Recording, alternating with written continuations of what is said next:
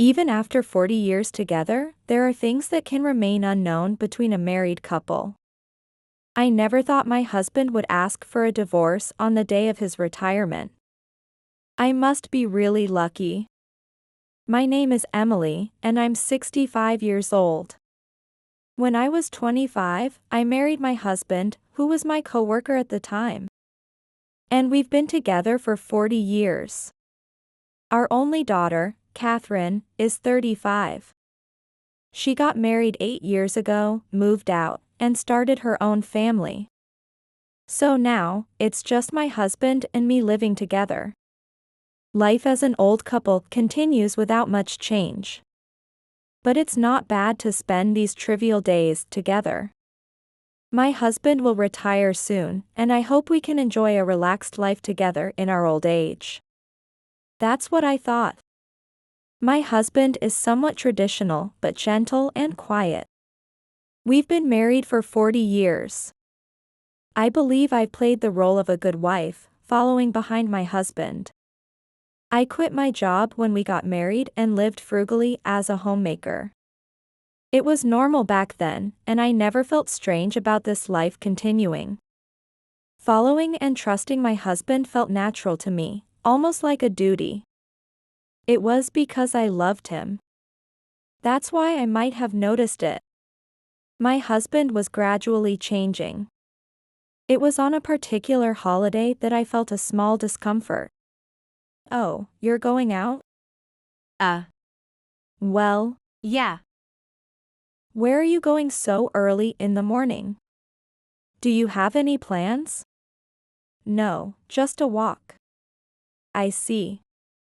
What about breakfast? It's ready. I don't need it. I'll be back late. I don't know why, but my husband hurriedly left the house. He usually spent his holidays watching movies or reading at home. Going out at 8 a.m., dressed up nicely, what was that about? But maybe he just wanted to go out alone for a change. At that time, I convinced myself of that. However, my husband started going out more frequently on holidays, coming back late at night. He left early in the morning and returned past midnight. The last bus had already left, so where was he, and what was he doing? Going out again today? It's been frequent lately. Yeah. Will you be late again? What about dinner? I don't need it. His replies were curt. Moreover, he started treating me colder each day. Hey, what's with this lousy meal? Lousy? It's your favorite meatloaf, onion soup, and French fries.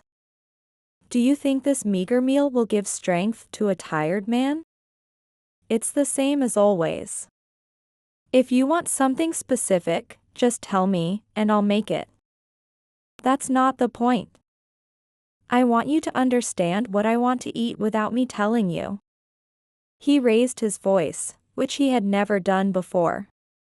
In a bad mood, he left to eat out alone, without touching my food. Many times, I ate alone at the dinner table, tears streaming down my cheeks. My husband's changes didn't stop there. I'll be on a business trip next week. A business trip? You've never had one before, that's sudden. Shut up. Stop nagging about my work. That's not what I meant. I just said it's unusual. What do you know about work? Enough. I'm going to bed. With that, he turned away like a child and went to the bedroom. What? He didn't have to talk to me like that. After that, my husband stopped looking me in the eyes, and our conversations dwindled. I tried to communicate by making his favorite dishes and giving him books he might like. But it didn't help. Hey, what's wrong lately? You have been a bit weird. I'm finding it painful to be with you. His words, spoken softly, pierced me sharply.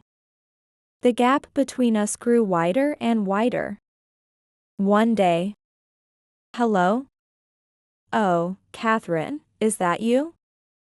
How are you? It was rare for my daughter to call me.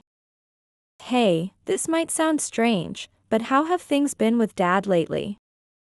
My daughter sounded serious. What are you talking about all of a sudden? Well, it's hard to say, but Tom said he saw Dad walking with a young woman. Tom is Catherine's husband. Now that I think about it, he works near my husband's office. Hey, has anything been different with Dad lately? I recalled my husband's recent behavior and felt a pang of pain. He used to be stern but never harsh or mean to me. Yet he had become a different person in the past few months. Unable to bear his actions and words any longer, I confided everything to my daughter. That's terrible. Dad is awful. You should have told me if you were troubled. I can't show my child that her parents are not getting along. What are you saying? If you keep worrying alone, you'll collapse from stress. Her words startled me. Come to think of it, I haven't been sleeping well, and my appetite has decreased.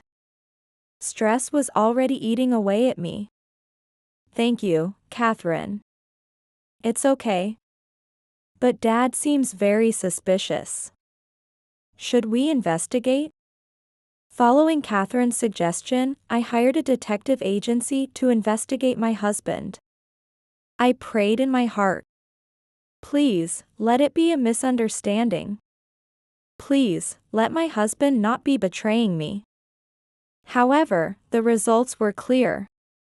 My husband was having an affair with a woman 30 years younger than him.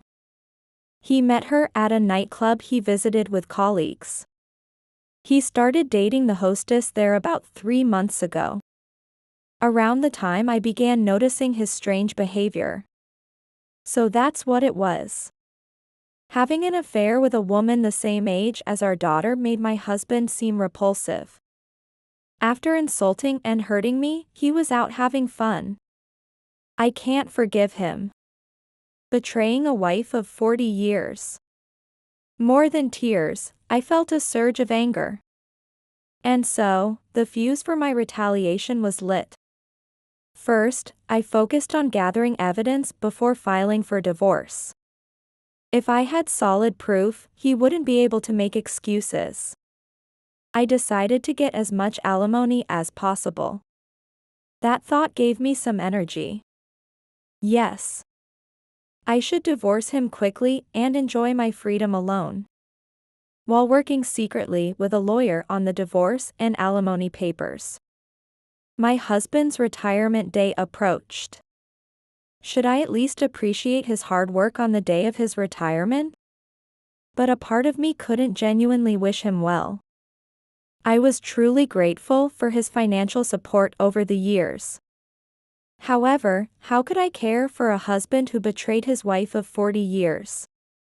When I consulted my daughter, she said, "Why not give him the divorce papers on his retirement day? That should feel satisfying." Indeed, that might provide a good closure. Can I join the discussion? Huh? You, too? Why? Why do you think? Because I can't forgive Dad. You're not alone, Mom. Thank you, Catherine. And so, I decided to have my daughter present as we discussed divorce on his retirement day. On the day, after a brief round of farewells, my husband returned home by noon. His overly confident and fulfilled expression bothered me. "Oh, Catherine is here." "Yes." My daughter responded curtly. But my husband seemed unconcerned and spoke to me right away. "Emily, I need to talk to you." "Yes, what is it?" It had been a long time since we had a real conversation. The thought made me feel a sudden sadness. What were these 40 years for? I've found a woman I love. You're no longer needed. I'll give you $100,000, so leave this house. What? I'll give you the money. Just disappear from my life. Don't make me repeat myself. I will live here with her, a younger and better woman than you. Dad, what are you talking about? This doesn't concern you. Stay out of it. Of course it concerns me. This isn't fair. They started arguing. I sighed. Internally, I was cheering. My husband brought up the topic I was about to mention. How convenient. So, you want a divorce? Yeah. That's right. Can you explain everything in detail again? Fine. My husband then started talking about how he met his mistress, their love, and their plan to get married as soon as we divorced. With him sharing so much, it made it easier for me to proceed. After listening to everything, I said, I understand. So you admit to the affair? Calling it an affair is an exaggeration. Are you jealous, old lady? Jealousy isn't the issue. You just admitted to having a relationship with another woman while being married to me. Yes, whatever. Fine. Then I'll be claiming alimony for the affair. I presented the documents prepared by my lawyer, but my husband remained calm. I'll pay any amount.